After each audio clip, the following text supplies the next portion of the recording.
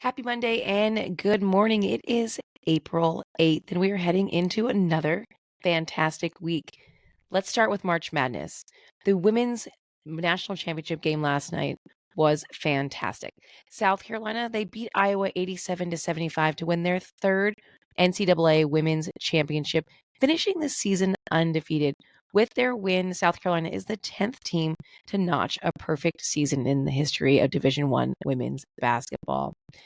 Their star player, Camila Cardoso, well, she declared for the WNBA draft after having a really great game.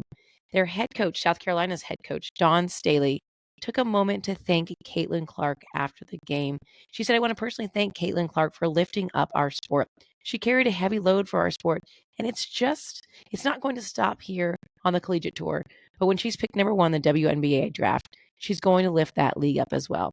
So, Caitlin, if you're out there, you are one of the greatest of all time of our game, and we appreciate you. A classy wrap up for Dawn Staley after winning a national championship.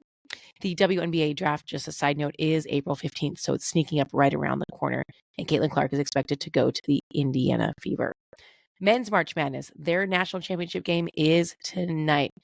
With all the madness after the past few weeks, we get two number one seeds in the national championship game. UConn continues to dominate, and they look to go back to back. And it'll be the first time someone's done that since 2006, 2007.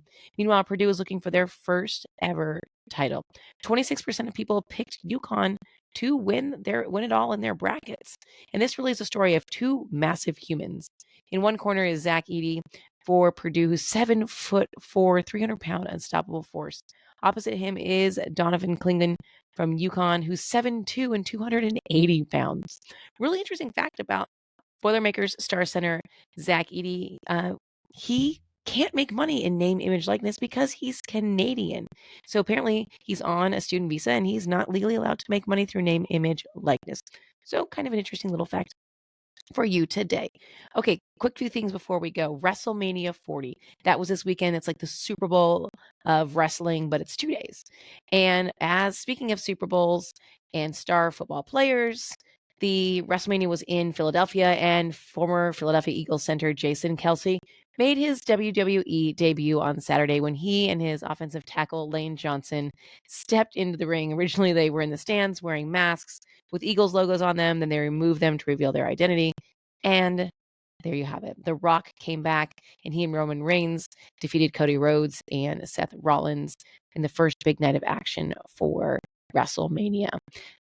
Two last things. Coach Prime, well, we're talking college football already. He ripped into his Buffaloes team in a recent team meeting after a professor at the school emailed Sanders about his players being disrespectful in class. There's a great video on YouTube that I will see if I can find on Instagram to share. But he basically said, look, you got to show up. You're here, but if you're not doing your job, you're nothing. And of course, this week is the Masters. So Tuesday night's the big champions dinner. And barring a setback in the next few days, it seems that likely 5-time Masters champion Tiger Woods will make his 26th appearance at the Augusta National Golf Club this week. Stay tuned to our podcast about the Masters that comes out on Tuesday. It's a lot of fun. Even if you're not into golf, you'll learn a lot and you'll have a lot of great golf information to share with your colleagues. Have a great week ahead. And if you want anything more we talked about, lastnightsgame.com or click on our show notes.